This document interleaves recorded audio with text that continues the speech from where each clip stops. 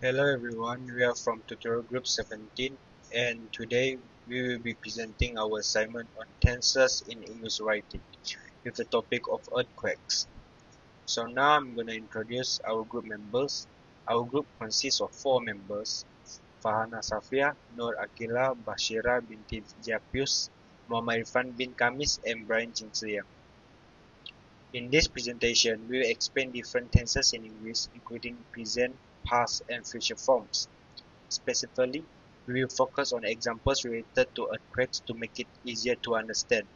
Each member will cover a different part such as present perfect continuous, the simple past and past continuous, along with examples and explanation.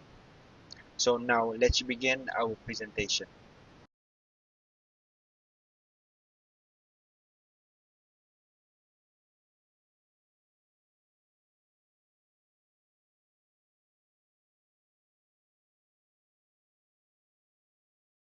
Today I'm going to explain about the present tense.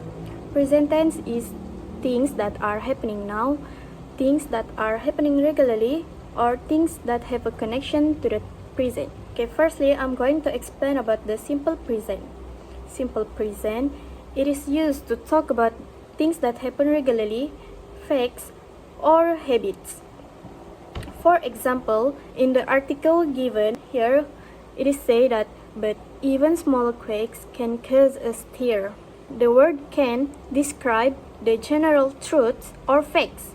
So they use the simple present. The formula that we use is subject plus base verb plus s or es for she, he, or it. Okay, let's move to the next present tense, which is the present continuous.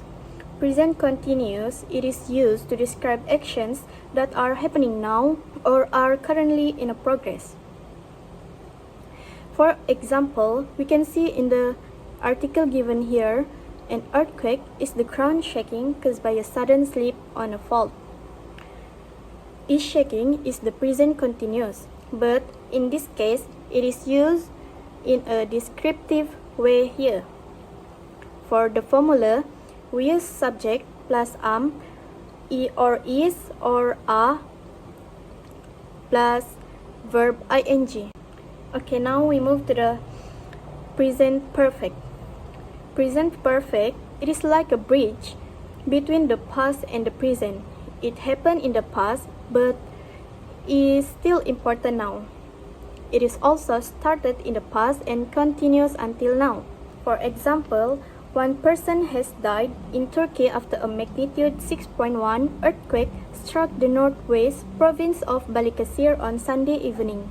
One person has died is formed with has plus past participle. It is also describes a recent event with a present relevance or consequence. For the formula, we use subject plus have or has plus past participle, where the third form of the verb. Good morning everyone, today I'm going to explain 3 instances, which is the present perfect continuous, the simple past, and the past continuous. I will show you how they are different, but also how they connect to each other. Firstly, we use the present perfect continuous to show action that started in past or are still happening now. The structure is subject plus have or has plus been plus verb ing. For an example, we've been trying for 4 years to have a child, or scientists have been learning about cascadia for decades. Both examples tell us the action began earlier and it is still relevant today. This tense connects the past with the present.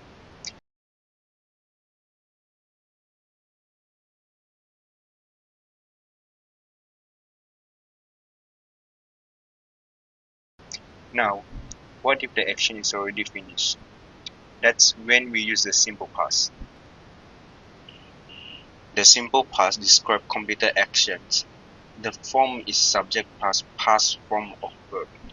For instance, the earthquake destroyed thousands of buildings, or it also triggered a tsunami that spread across the Pacific. These actions happened and belong completely to the past, but sometimes, instead of focusing on the whole action, We want to describe what was happening at a specific moment in the past. That's where the past continuous comes in. The past continuous shows an action in progress at a certain time in the past. The form is subject plus was or were plus verb ing. For an example, people were sleeping when a Haiti earthquake struck, or the speaker was wondering if he should continue his talk. This tense often shows background actions that get interrupted by another event. So, to bring it all together, the present perfect continuous links the past to the present. The simple past describes completed past actions, and the past continuous shows action in progress at a specific time in the past. Understanding these tenses help us tell stories more clearly. So, from what has been continuing to what already finished to what was happening when something else occurred. Okay, thank you. Thank you for the explanation. Now we'll continue by talking about the past perfect tense. Past perfect tense is used to describe an action that occurred before another past action. The form that we used is subject plus had plus past participle. For example, number 1, she had finished her homework before her mother came home. She is the subject. Finished is the past participle. Number 2, by the time I arrived, the class had already started. The class is the subject. Started is the past participle.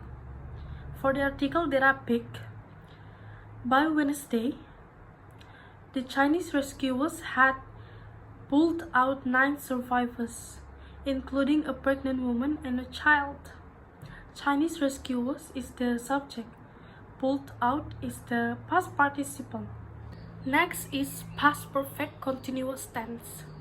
Past perfect continuous tense indicates an action or event that was ongoing and completed in the past before another past action occurred. The form that we use is subject plus had plus been plus verb.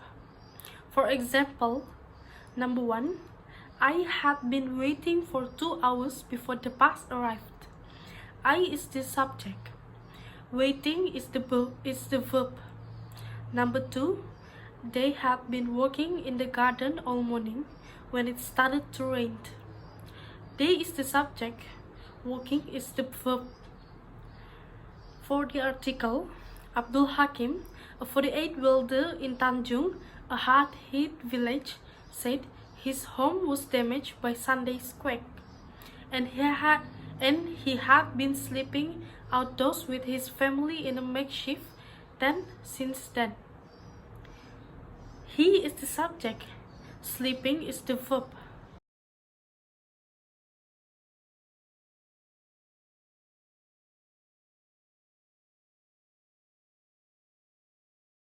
For future tense, we have simple future, future continuous, future perfect, and lastly, future perfect continuous. For simple future tense is used to talk about action or situation that will occur in the future. The form that we use is subject plus will plus best verb. For example, number 1, she will study for the test. She is the subject. Study is the best verb. Number 2, I will not forget your kindness. I is the subject. Forget is the best verb. For the article, there is no doubt that this new knowledge will enhance our understanding and modeling of earthquake behavior in California and globally, he said. New knowledge is the subject. Enhance is the best verb. The next future tense is the future continuous tense. We use it when we want to show that an action will be in progress at a certain time in the future. The structure is subject plus will or shall plus be plus verb ending in ing. For example, they will be taking a series of satellite images and comparing them to images from before the quake. Here the focus is that at that future moment, the action is still going on. And another example to make it much easier to understand is at this time tomorrow I will be studying for my exam. So here we can see is that the future continuous tense is all about actions that are not finished but still happening in the future. Next, we have the future perfect tense. This one is used to show that an action will already be completed before a specific time in the future. The structure is subject plus will or shall plus have plus past participle. For example, many will have seen the progressive collapse of the high-rise building under construction in Bangkok. This means the act of seeing is already finished before another future event. A simple example is, by next week, she will have finished her project. So the future perfect tense points to something being completed before that future point. And finally, the future perfect continuous tense. This tense is used to describe an action that will have been happening over a period of time in the future. The form is subject plus will or shall plus have been plus verb ending with ing. For example, every time an earthquake occurs, there will have been a corresponding successful prediction. This means that by the time each earthquake happens, the action of predicting has already been going on over time. To make it much more understandable, here is another example. By next year, I will have been working at this company for 5 years. This shows that up to that point in the future, I will have spent 5 years working continuously.